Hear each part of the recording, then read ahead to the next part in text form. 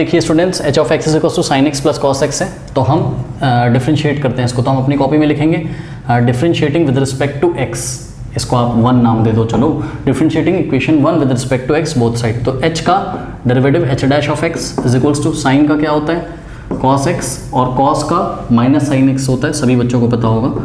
Cos X का derivative minus sine X होता है, कॉस का माइनस साइन एक्स होता है। ठीक है, चलो अब क्रिटिकल पॉइंट्स निकालने हैं।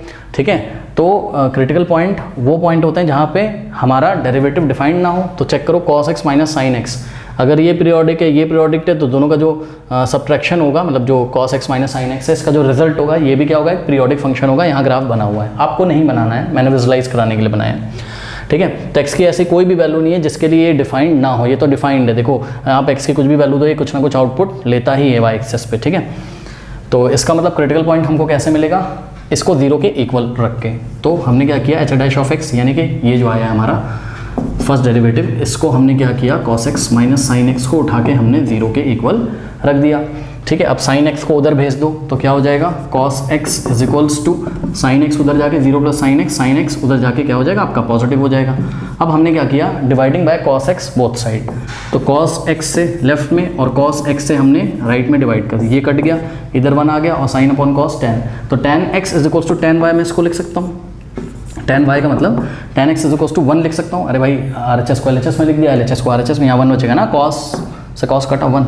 ठीक, अब सुनो इसको हम सॉल्व कैसे करें, tan X is equals to, हाँ भाई वन का मतलब क्या होता है टेन 45 यानी कि टेन पाई बाई 4, तो वन को आपने क्या लिख लिया, टेन पाई बाई 4।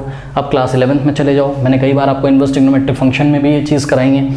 अगर आपने 11th में नहीं पढ़ा कोई बात नहीं, अगर tan X is equals to tan Y होता है, तो ये जो x होता है आपका, ये आपको कैसे मिलता है, ट्रिग्नोमेट्रिक इक्वेशंस में हमने सॉल्व करना सीखा है। ये x हमको मिलता है n पाई प्लस वाई से। ठीक है, तो यहाँ से ये जो x है हमें कैसे मिलेगा, हमें मिलेगा n pi plus Y. Y क्या है आपका, देखो वहाँ पे जो स्टैंडर्ड फॉर्म था वहाँ पर y होता है, और यहाँ पर हमारा y की जगह क्या है, ये y नोन होता है हमारे लिए, तो ये पाई बाई 4 है।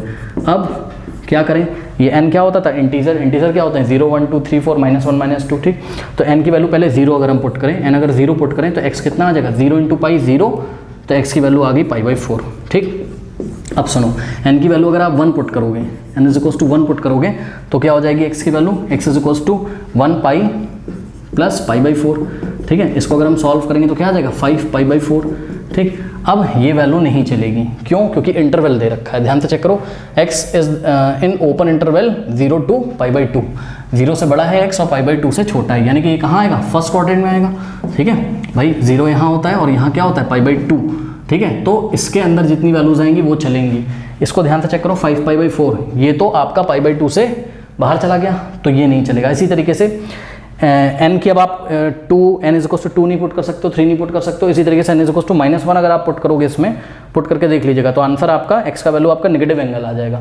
नेगेटिव एंगल भी अलाउड नहीं है, क्योंकि जो x है वो क्या है, 0 से पाई बाई 2 के बीच में, तो x की केवल एक ही वैल्यू चलेगी, वो क्या है पाई बाई 4। भाई इन्होंने इंटरवल डिफाइन कर दिया है ना, और ऑब्वियसली डिफाइन तो करेंगे, क्योंकि ये जो ग्राफ मैंने आपको बना के यहाँ दिया है, किसका ग्राफ है, ये फंक्शन क्या है हमारा, sign X plus cos X का है, तो इसकी डोमेन तो क्या है, रियल नंबर है ना, तो इस रियल नंबर की डोमेन को उन्होंने रेस्ट्रिक्ट कर दिया इस इंटरवल में। ठीक है ना, तो केवल इतने इंटरवल में बात कर रहे हैं, तो हमको एक एंगल मिला पाई बाई 4। ठीक है, तो इसको हम सेलेक्ट कर लेंगे, और अगर हम चाहें तो हम लिख भी सकते हैं यहाँ पर क्या, कि x which belongs to the open interval, what, open interval 0 to pi by 2, इसी के बीच में आता है, ओपन किया है क्योंकि यहाँ पर इक्वल नहीं लगा है, देखो 0 और पाई बाई 2 को इंक्लूड नहीं किया गया है। ठीक है, बात समझ में आई। अब क्या करते हैं कि ये जो आया है हमारा x is equals to pi by 4, यही हमारा क्या है, क्रिटिकल पॉइंट है। इस क्रिटिकल पॉइंट पे हम चेक करते हैं कि पॉइंट ऑफ मैक्सिमा है कि पॉइंट ऑफ मिनिमा है। ठीक है, तो इसके लिए क्या करें, इसके लिए चलो हम सेकंड डेरिवेटिव टेस्ट लगा सकते हैं। तो ये सपोज इक्वेशन 2 आई आपकी, तो differentiating equation 2 again with respect to x, तो यहाँ से हो जाएगा h double dash of x is equals to, फिर से इसको डिफरेंशिएट करो, cos का क्या होता है माइनस साइन, ठीक है, और ये माइनस ऐसे ही रहेगा, और साइन का डेरिवेटिव क्या होता है, cos x होता है, यहाँ से माइनस कॉमन ले लो, तो यहाँ से अगर माइनस कॉमन ले लोगे तो आ जाएगा sin x पॉजिटिव हो जाएगा, और प्लस cos x भी आपका कैसा हो जाएगा, पॉजिटिव हो जाएगा। ठीक है, तो ये आ गया आपका क्या, h double dash of x आ गया। अब चेक करते हैं कहाँ पर, at x is equals to pi by 4 पे हम h double dash of x का साइन चेक करते हैं। तो h double dash of x की जगह पाई बाई 4 रखो, माइनस तो ऐसे ही रहेगा, और साइन एक्स यानी कि साइन पाई बाई 4, ठीक है, sine pi by 4 plus cos pi by 4। Sine pi by 4 cos pi by 4 समझते हो, साइन 45 और कॉस 45, ठीक है, कितना होता है साइन 45 1/√2 होता है और कॉस 45 भी 1/√2 होता है, ठीक है। अब ध्यान दो, इसको तो सॉल्व कर लोगे ना, नहीं कर पाओगे। √2 एलसीएम आ जाएगा 1 + 1 2 यानी कि आ जाएगा 2/√2, करेक्ट। अब इसको रेशनलाइज कर दो, √2 से ऊपर √2 से नीचे मल्टीप्लाई करोगे। अब देखो √2 × √2 नीचे 2 हो जाएगा, तो हमने इसको √2 × √2 2 हो जाएगा, तो इसको हमने इस 2 से कैंसिल कर दिया। आंसर क्या है अंदर √2, बाहर क्या है माइनस। तो ये देखिए -√2 which is approximately equal to what -1.414। भाई √2 की वैल्यू शायद मेरे ख्याल से 1.414 होती है ना, तो √2 की वैल्यू मैंने यहाँ पर लिखी, ठीक है। तो बात थोड़ा सा समझिए आप, क्या कि जो आपका डबल डैश ऑफ π/4 आया है वो नेगेटिव आ गया, ठीक है, यानी कि h डबल डैश ऑफ π/4 आपका -√2 आया है विच इज़ व्हाट नेगेटिव, यानी कि ये आ गया लेस देन 0। तो इसका मतलब जो x = π/4 हमने निकाला था, ठीक है, ये x = π/4 क्या है हमारा पॉइंट ऑफ लोकल मैक्सिमा है। क्यों? क्योंकि हमारा डबल डेरिवेटिव का साइन कैसा है नेगेटिव है, ठीक है। तो ये चीज़ है, तो ये जो है आपका x = π/4 ये है आपका क्या point of local maxima, point of local maxima. अगर ये पॉइंट ऑफ लोकल मैक्सिमा है तो हमको लोकल मैक्सिमम वैल्यू भी निकालनी पड़ेगी, ठीक है ना। तो यहाँ पे मैं निकाल रहा हूँ, ठीक है, local maximum value is given by ये जो फंक्शन है आपका, यानी कि h डैश ऑफ x बोल रहा हूँ, ये जो फंक्शन है ये इक्वेशन नंबर 1 से जो दिखा है, इस फंक्शन में x की जगह π/4 आप पुट कर दीजिए, ठीक है। तो π/4 यदि आप इसमें रखोगे तो साइन π/4 कितना हो जाएगा 1/√2 और cos π/4 1/√2 1/√2 1/√2 क्या हो जाएगा 2/√2 और फिर इसको रेशनलाइज कर देना, √2 से ऊपर √2 से नीचे, ये इससे कैंसिल हो जाएगा। आंसर कितना आ जाएगा √2 2 होगा ना, 2 से 2 कैंसिल, आंसर आ गया √2।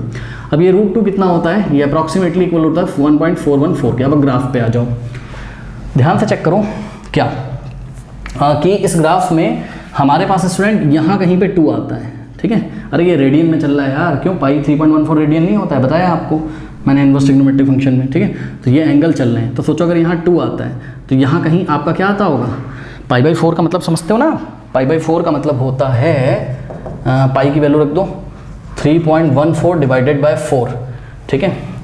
तो इसको मैं सॉल्व कर लेता हूँ आपको दिखाने के लिए फटाफट कैलकुलेटर से, आपको नहीं करना है, आपका आंसर आ चुका है और फुल मार्क्स भी आपको मिल चुके हैं, ठीक है, 0.785, ठीक है। तो सोचो अगर यहाँ 2 आता है तो यहाँ 1 आता होगा, ठीक, यहाँ कहीं 1 आता होगा और 1 से जस्ट पहले आता होगा यहाँ पर 0.785 आता होगा which is approximately equal to π/4। तो यहाँ π/4 आता होगा, ठीक है। अब π/4 पे ध्यान से चेक करो, ये फंक्शन ने कितनी वैल्यू ली है 2 से कम यानी कि √2 का मतलब अप्रॉक्सीमेटली इक्वल टू 1.414 लिए। तो यही बात तो है क्या कि x = जो π/4 है, ये देखो π/4 क्या है पॉइंट ऑफ लोकल मैक्सिमा, और लोकल मैक्सिमम वैल्यू कितनी है √2 है। बात समझ में आई। और डोमेन क्या मतलब इसकी डोमेन रिस्ट्रिक्ट करी थी 0 से π/2, ठीक है। तो 0 तो आपका यहाँ आता है, ये रहा आपका 0, ठीक है। और π/2 कहाँ आएगा, π/2 आएगा π/4 के थोड़ा सा आगे, यानी कि जो π/2 होगा आपका वो कितना हो जाएगा डिवाइडेड बाय 1.57, ठीक है। तो सोचो 1.57 यहाँ कहीं आता होगा, यहाँ कहीं, यही क्या है आपका π/2, यानी कि उन्होंने इस ओपन इंटरवल π/2 से लेके ओपन इंटरवल 0 के बीच में बात करी थी आपसे, ये इतने इंटरवल में बात करी थी। तो इतने इंटरवल में आपको एक पॉइंट यहाँ पर मिल गया π/4 जहाँ पर ये फंक्शन कैसा है मैक्सिमम है, ठीक है। तो ये इतनी डोमेन के लिए, सिर्फ इतने पोर्शन के लिए पॉइंट ऑफ लोकल मैक्सिमा हो गया कौन x = π/4 और मैक्सिमम वैल्यू कितनी आई √2 आई। बात समझ में आई। अगर इतनी डोमेन के लिए अगर हम एब्सोल्यूट मैक्सिमम आपसे पूछें तो यही √2 एब्सोल्यूट मैक्सिमम वैल्यू भी हो जाएगी और यही जो π/4 आया है यही आपका पॉइंट ऑफ एब्सोल्यूट मैक्सिमम भी हो जाएगा। लेकिन क्योंकि लोकल शब्द का यूज़ यहाँ पर किया गया था तो हमने लोकल शब्द का यूज़ करके आंसर दिया। अब हम आंसर कैसे करेंगे, हम लिखेंगे देयरफॉर बाय SDT, आप पूरा लिखोगे, सेकंड डेरिवेटिव टेस्ट मैंने शॉर्ट में लिखा है, at x = π/4 is a point of local maxima and the local maximum value of h का मतलब फंक्शन का नाम है h, ठीक है। At x = π/4 is h of π/4 is equals to √2।